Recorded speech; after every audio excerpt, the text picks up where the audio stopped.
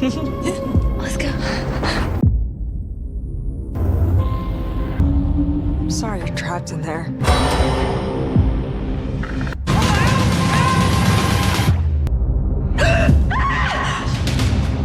Go, go, go, go! Hurry, go, go, go.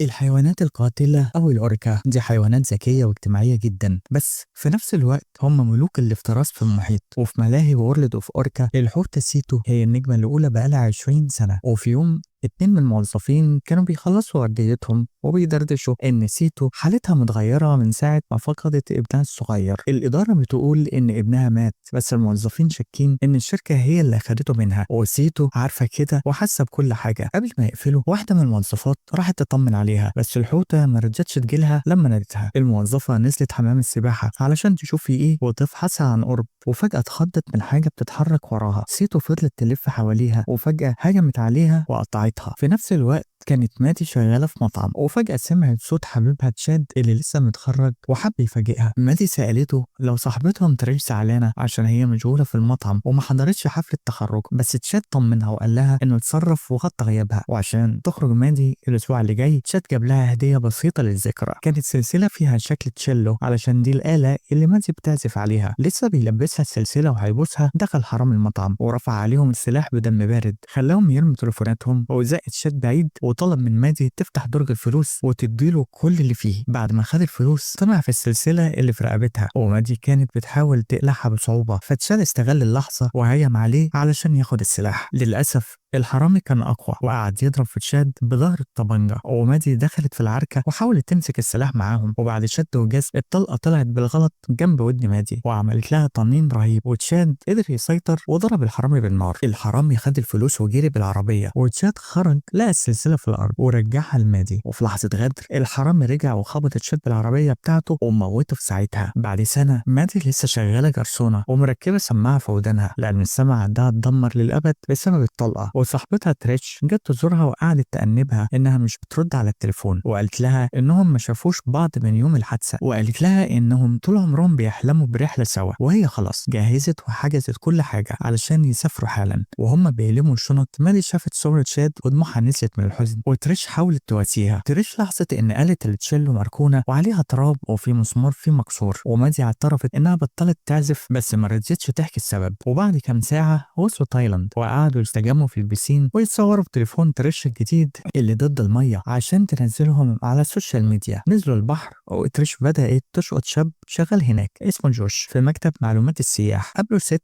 بتبيع هدايا واشتروا حيتان خشب صغيرة للذكرى، وتريش عشان عارفة إن مادي وحبيبها كان نفسهم يشوفوا الحوتة سيتو راحت مفاجئاها بتذاكر للعرض، بس مادي اتضايقت جدا ومشيت وسابتها. وتريش راحت وراها تسألها في إيه. مادي شرحت لها إنها ضد حبس الحيوانات ومستحيل تدعم شركة وورلد اوف أوركا اللي بتعذبهم، وقالت لها إن القصة الرسمية بتقول إن ابن الحوتة مات من التهاب رئوي، بس هي وحبيبها ما كانوش مصدقين الكلام ده، كان حلمهم يشوفوا الحيتان وهي حرة في الطبيعة. تريش اعتذرت لها واتفقوا يعملوا حاجات تانية وراحوا لمكتب المعلومات للجوش عشان يخططوا للرحلة. مادي شافت البروشورات بتاعة الملاهي، وجوش قال لها إنه بيكره المكان ده وشايف إن الحيوانات لازم تكون حرة، وقال لها إنه متأكد إن ابن سيتو اتخطف منها وإن ده السبب في النبة اللي في وشها. جوش قطع البروشور وعزمهم على حفلة بالليل، وهناك قعدوا يرقصوا ويشربوا لحد ما سكروا. جوش وراهم خرم في سور الملاهي ممكن يدخلوا منه من غير ما يدفعوا مليم للشركة اللي بيكرهوها. دخلوا الملاهي واستخبوا من الحارس، ومادي دخلت لوحدها عند الحوض، وترش وجوش وقفوا يحبوا في بعض عند المدخل. مادي وقفت قدام الحوض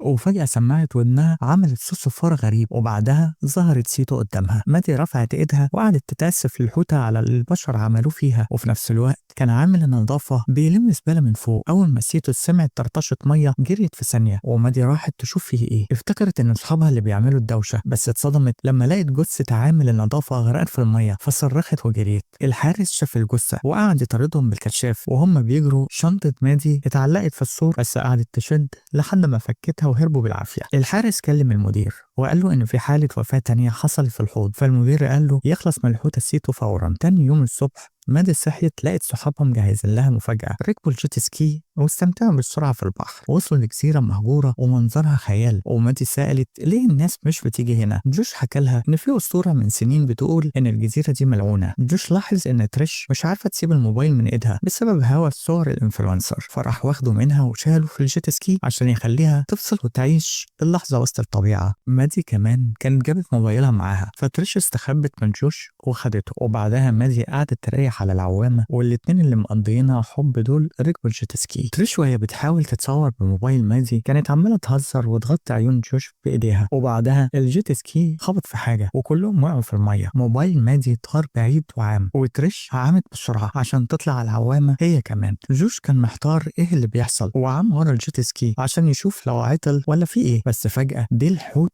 أوريكا خبط المركبة وخلاها تغرق في ثانية، وجوش وقع في المية تاني. البنات قعدوا يصرخوا عليه بجنون عشان يطلع على العوامة، بس الحوت سحبه تحت المية. جوش قعد يعافر شوية لحد ما قدر يطلع على الوش وبدأ يعوم ناحيتهم. مسك ايد تريش في محاولة أخيرة، بس الحوت سحبه لتحت بكل قوته. مادي وتريش شافوا المية اتملت دم وتأكدوا إن جوش خلاص ما بقاش موجود. البنات قعدوا يجدفوا بإيديهم بكل قوتهم علشان يهربوا ويرجعوا للبر، بس فجأة الحوت عام تحتهم ورش عليهم دم في كل حتة. بعد الصدمة البنات جدفوا بأقصى سرعة وقدروا يوصلوا لصخرة، وللأسف قبل ما يطلعوا عليها الحوت بدأ يشد حبل العوامة عشان يسحبهم لورا، وبعد شوية ساب الحبل وعام بعيد، ومادي شالك الحبل من المية بسرعة. لما الحوت رجع تاني مادي شافت إن زعنفته متنية وعرفت إنها الحوتة سيتو. الحوتة عامت قريب قوي من العوامة بس ما عملتش حاجة ومشيت وسابتهم. سماعة مادي بدأت تعمل الصوت الغريب وتصفر تاني. سيتو ظهرت بوشها وطلعت صوت ناحيتهم قبل ما تغطس تاني تحت المية. البنات صرخوا لما سيتو عامت تحتهم، بس المرة دي برضه ما عزتهمش. مادي استوعبت إن فرصتهم الوحيدة في الهروب هي العوم. سيتو كانت بتقرب ولازم يتحركوا بسرعة. تريش نطت في المية بس ماتي وقفت مكانها واتجمدت عشان سماعتها عملت الصوت تاني. وقعت في المية والعلبة اللي فيها البطاريات الزيادة بتاعت السماعة وقعت من جيبها وعامت بعيد. مادي ما كانتش قادرة تروح وراها لأن سيتو كانت قريبة جدا، فرجعت طلعت على العوامة تاني. تريش فضلت تعوم لحد ما قدرت تطلع على صخرة قبل ما سيتو تحصلها، ومادي اعتذرت لها إنها سابتها لوحدها ورمت لها الشنطة، وتريش جابتها من المية. فجأة سيتو بدأت تشد الحبل تاني، والمرة دي شالت السدادة والعوامة بدأت تفرغ هواها. مادي نطت في المية وعامت بأقصى سرعة لحد ما وصلت للصخرة. تريش ساعدتها تطلع، وهي بتطلع ماني دست على الصدفة حتى عورت رجليها جامد. سيتو نطت وحاولت تعضها بس البنات بعدوا في آخر لحظة. البنات حضنوا بعض من كتر الرعب وإنهم لسه فيهم النفس، بس يا فرحة ما تمت. تريش اكتشفت إن فخدها اتصاب إصابة وحشة قوي بسبب الصخرة. مادي قلعت الجاكيت بتاعها واستخدموا صخرة صغيرة حامية علشان يقطعوا الكمام، وقعدوا يربطوا جروحهم وهم بيموتوا من الوجع. قعدوا يتكلموا عن سيتو ومستغربين هي ليه حرة كده وبتعمل فيهم كده ليه. مادي قالت إن الحيتان مش بتهجم على البشر في الطبيعة، بس بيعملوا كده لو كانوا محبوسين، وده معناه إن سيتو فاكرة نفسها لسه محبوسة وبتاخد حقها. وبما إن الجيت سكي غرق البنات دوروا في الشنطة على أي حاجة تنفعهم. لقوا البان ودي كانت أكلتهم الوحيدة حاليا. كمان لقوا كيس ساندويتش فاضي. تريش نفخته وقالت لو سابوه في الشمس هيجمع بخار ويتحول لمية. الموضوع ده هياخد من 4 ل6 ساعات.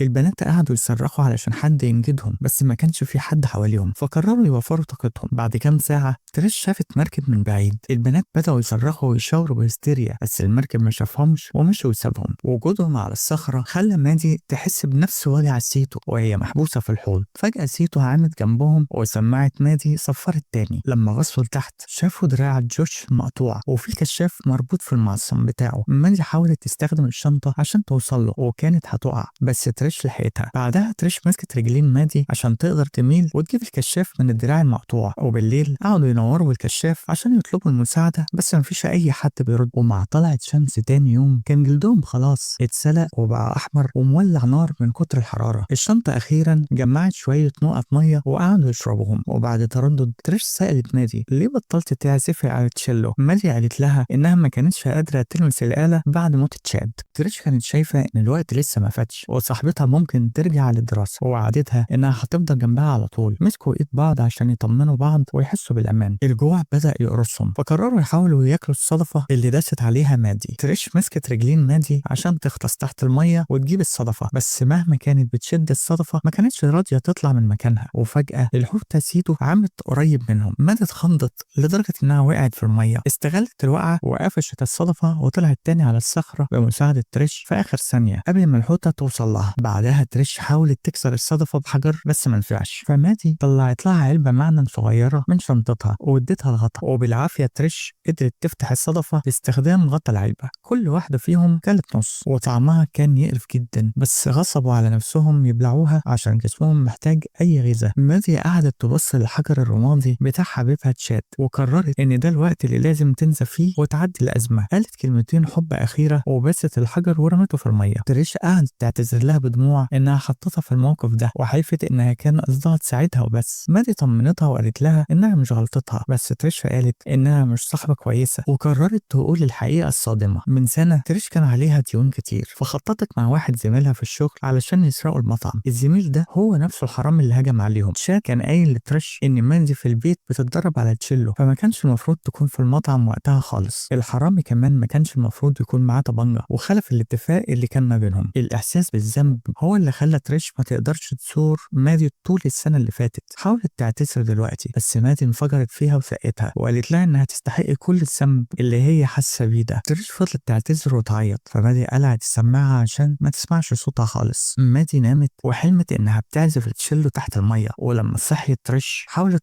تطمن عليها بس مادي كانت لسه قافلة منها ورافضة تتكلم معاها. تريش قررت تصلح اللي عملته بأي تمن وعملت خطة. هي هتعوم ناحية الرمل علشان تنتهي أبعد نقطة، ومادي تعوم لأقرب صخرة، وكده الحوتة هتتشتت ومش هتعرف تهجم على مين فيهم. تريش نزلت المية بحذر وعامت بالراحة عشان ما تعملش أي دوشة تجذب الحوتة، بس مادي ما اتحركتش من مكانها لأنها ما سمعتش الخطة وهي قلعة السماعة. لما استوعبت إن صاحبتها في المية لبست السماعة وقعدت تصرخ عشان ترجع، بس تريش رفضت ترجع. الدوشة دي جذبت سيتو وتريش بدأت تعوم بأقصى سرعة. مادي ما كانتش عارفة تعمل إيه فنطت هي كمان في المية علشان تشتت الحوتة. الطرطشة خلت سيتو تروح ورا مادي بدل ترش، بس مادي وصلت للصخرة التانية بسرعة. طلعت فوق الصخرة في آخر لحظة قبل ما الحوتة تعضها، والتمويه نفع وترش وصلت للرمل بسلام. في الوقت ده طيارة عدت من فوقهم والبنات قعدوا يصرخوا، وتريش كتبت SOS على الرمل والطيارة ما شافتهمش ومشيت. وتريش كانت هتموت من الغيظ وقعدت تصرخ وهي بترجع لورا وما خدتش بالها انها قربت من المية قوي. سيتو نطت فجأة من المية وعضت رجليها وسحبتها للبحر. مادي افتكرت ان صاحبتها ماتت، بس تريش طلعت تزحف على الشط برجل واحدة مقطوعة، دمها ملا الحروف اللي كتبتها وماتت على الرمل. ومادي جات لها حالة انهيار تماما. بالليل مادي شغلت الكشاف تاني، بس للأسف الحجارة بتاعته خلصت وفصل، وبعدها بشوية سماعة ودنها كمان وقفت، والسكوت مع الضلمة خلى الجو مرعب أكتر بكتير. فجأة الدنيا بدأت تمطر. مادي قعدت تضحك بهستيريا وفتحت بقها علشان تشرب من مية المطر. سيتو ظهرت من المية ومادي قعدت تبص للندبة اللي في وشها، واستوعبت ان الحوتة على الأقل حاولت تحارب عشان تكون حرة، وده اداها أمل جبار. نزلت المية وعامت بكل قوتها لحد ما وصلت لصخرة تانية في تشكيل صخر كبير.